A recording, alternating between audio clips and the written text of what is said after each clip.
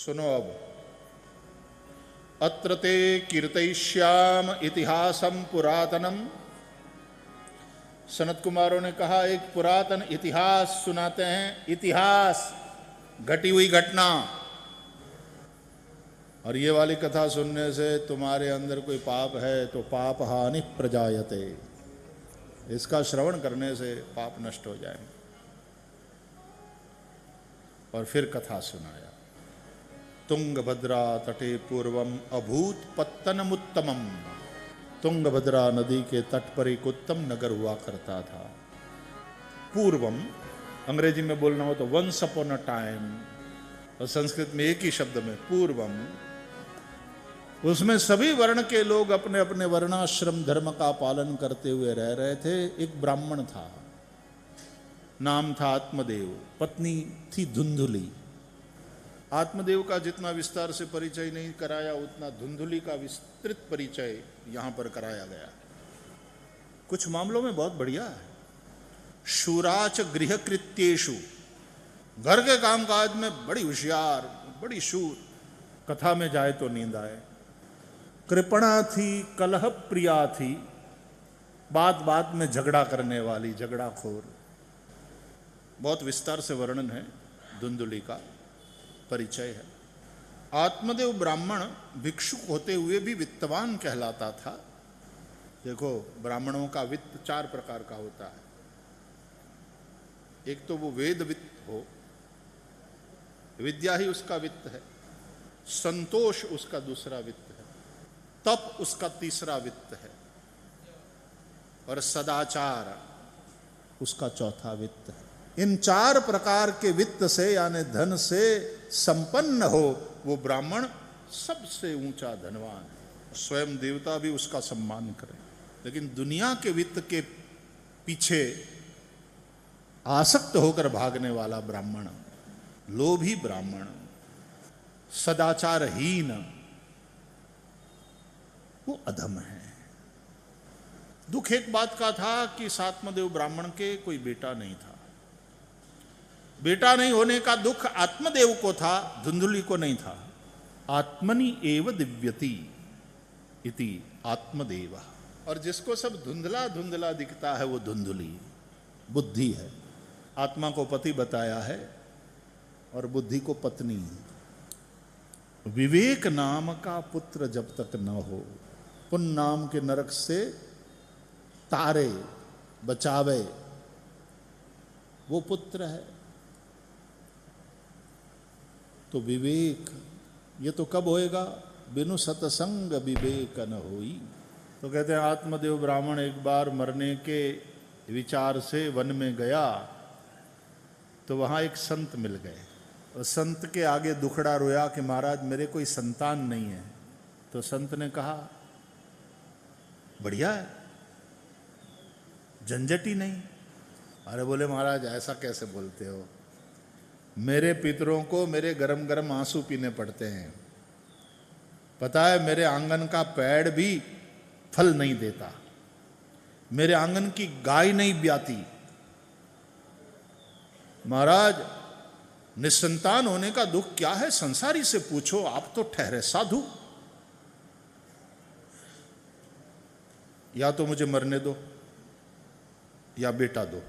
तो साधु ने कहा कि देख, मैंने तेरा प्रारब्ध पढ़ लिया है।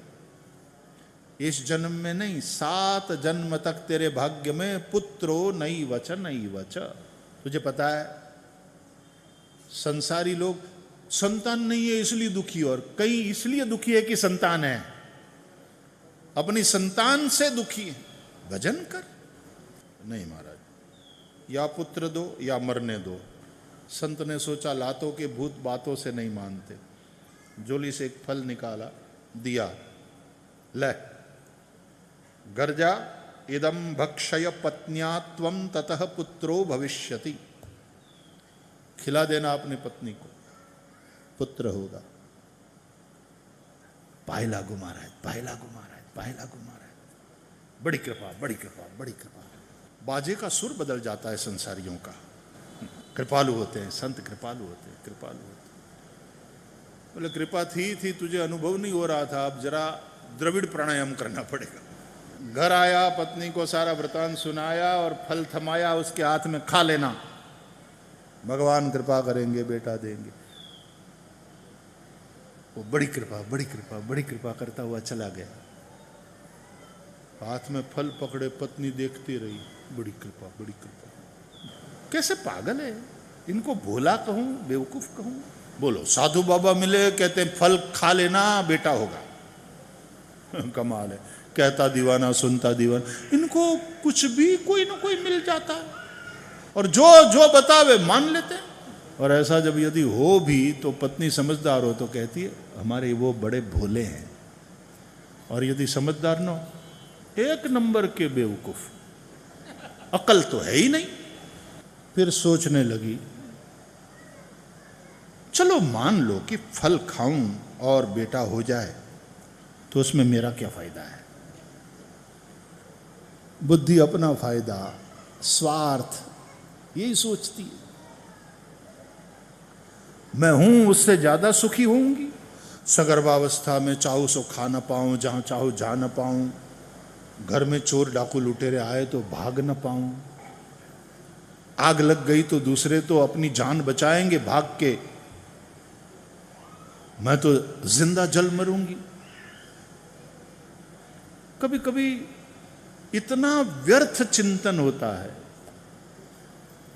और दूसरा, जब कभी आपके पास और कुछ करने लायक नहीं होता और उसमें आप कर्तव्य कर्म में लगे हुए नहीं रहते ना, ओ वेल्ले पड़े रहते, वेल्ले निठल्ले, तो फिर व्यर्थ चिंतन बहुत होता है। चलो ऐसा नहीं भी हुआ तो फिर उस संतान को जन्म देते समय भी तो प्रसूता की मृत्यु हो सकती है। कितनी महिलाएं मर जाती हैं। चलो मान लो ऐसा भी नहीं हुआ तो फिर उस संतान को पाल पोस करके बड़ा करने में कितना कष्ट उठाना पड़ता है। पालो पोसो, बड़ा करो, पढ़ाओ, और जब जवान हो जाए तो फिर उसका विवाह करो। घर में बहू आए तो दोनों मिलकर के सेवा करेंगे कि धक्का दे करके वृद्धाश्रम में भेज देंगे, क्या पता। तो बहुत विचार करने के उपरांत निष्कर्ष क्या निकला? बोले नहीं, वंध्या स्त्री ही संसार की सबसे सुखी स्त्री है, मुझे इस झंझट में नहीं जाना। और फिर कथा आपने अनेकों बार सुनी है। बहन आ गई उसकी, बहुपुत्र बहुसंतान वाली, और उसकी दशा देखकर धुंधुली ने सोचा, देखो देखो इसकी दशा, बात और पक्की हो गई, मुझे इस झंझट में नहीं फंसना। फिर तो जो संवाद हुआ दोनों के बीच में, और बहन सगर्भा थी, उसने अपनी संतान धुंधुली को दे दी। हाथ में जो फल था वो गाय को खिला दिया। गाय ने भी एक संतान को जन्म दिया, गोकर्ण कहलाया। बहन को द्रव्य दे करके प्रसन्न किया और बहन के बेटे को अपना बेटा बता करके उसने पति के सामने प्रस्तुत किया। उसका नाम धुंधुकारी रखा। गोकर्ण पंडित है, ज्ञानी है, धुंधुकारी महादुष्ट है। तो गोकर्ण यज्ञोपवीत संस्कार हुआ तो वो तो गायत्री जपने लगे, वेदाध्ययन करने लगे, विद्याभ्यास के लिए गए। और धुंधुकारी स्नान शौच क्रियाहीन था, न खाने योग्य खाता था, न पीने योग्य पीता था। तो इतना बिगड़ा, कोई दोष ऐसा नहीं था। जुआ, शराब पीना, बड़ों का अपमान करना, बाप से पैसा मांगता, पैसा नहीं बाप देता तो मार पीट करके छीन करके ले जाता।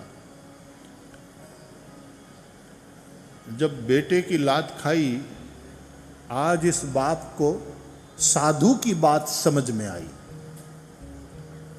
कि बात तो सही है। ऐसे बेटे से तो संतान का न होना ही अच्छा था। रोने लगा। तब गोकर्ण आए और समझाया, देहे स्थिमांस रुधिरे विमतिम त्यजत्वम जाया सुतादिषु सदा ममताम विमुंच पश्यानिशम जगदिदम क्षणभंग निष्ठम वैराग्य राग रसिको भव भक्ति निष्ठा। गोकर्ण ने समझाया, गो ज्ञान, कर्ण सुना हुआ ज्ञान, कान से सुना हुआ ज्ञान। कथा कभी कभी सुन लेते हैं हम, लेकिन समझ में नहीं आती। समझ में तब आती है जब घर वालों से लात पड़ती है। कभी कभी ऐसा भी होता। आज गोकर्ण ने जो कहा वो समझ में आया। वो कहते हैं कि वैराग्य के शस्त्र से ममता के बंधन को काटकर आत्मदेव ब्राह्मण चले गए वन में, और वहां जाकर श्रीमद् भागवत के 10वें स्कंद का पाठ करते करते भगवान को प्राप्त हुए। बेटे से दुखी मां धुंधुली कुएं में गिरकर आत्महत्या कर ली।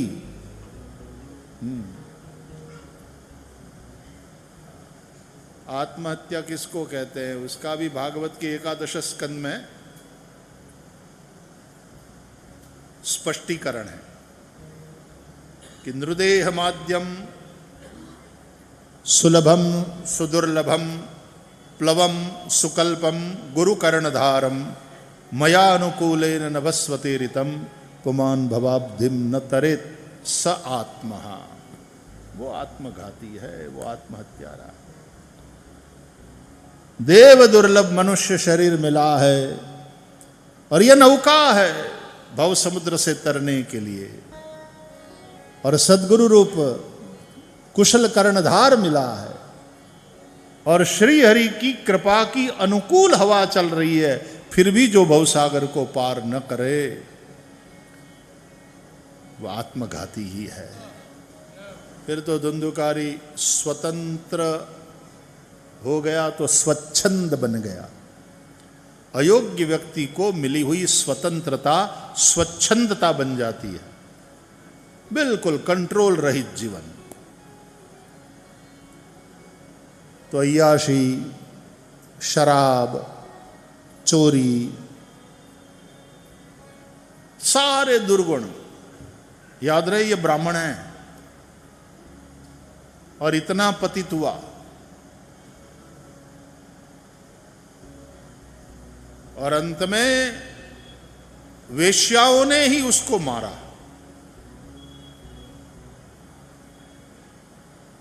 इतने पापी उस धुंधुकारी की मरने के बाद दुर्गति हुई, वह प्रेत योनि को प्राप्त हुआ। गोकर्ण महाराज को पता चला तो पितृगया में जाकर श्राद्ध किया, नहीं मुक्ति हुई। इस प्रेत ने कह दिया, गया श्राद्ध शते नापी नमे मुक्ति ही भविष्यति। 100 गया श्राद्ध करोगे तो भी मेरी मुक्ति संभव नहीं। तब सूर्य की उपासना करने वाले, गायत्री जपने वाले श्री गोकर्ण महाराज सूर्य नारायण से कहते हैं, हे सविता देव, धियो यो नः प्रचोदयात्, कुछ उपाय सुझाओ, मुझे प्रेरणा दो। और सूर्य नारायण ने प्रेरणा दिया, श्रीमद् भागवतान मुक्ति ही सप्ताहम वाचनम करो। श्रीमद् भागवत से मुक्ति होगी, सप्ताह वाचन करो। फिर तो गोकर्ण महाराज सप्ताह वाचन करते हैं भागवत का। धुंधुकारी वायु रूपधारी प्रेत कथा सुन करके प्रेत योनि से मुक्त होता है। विमान लेकर पार्षद आए भगवान के, लेकिन धुंधुकारी के लिए ही। तो बाकी सब लोग बोल रहे, हमारा, हमने भी तो सुना है। और गोकर्ण ने भी कहा, हे प्रभु के पार्षदों, विमान बढ़ा लाना चाहिए था, हमारे पंडाल में भीड़ तो देखो, सभी ने श्रवण किया।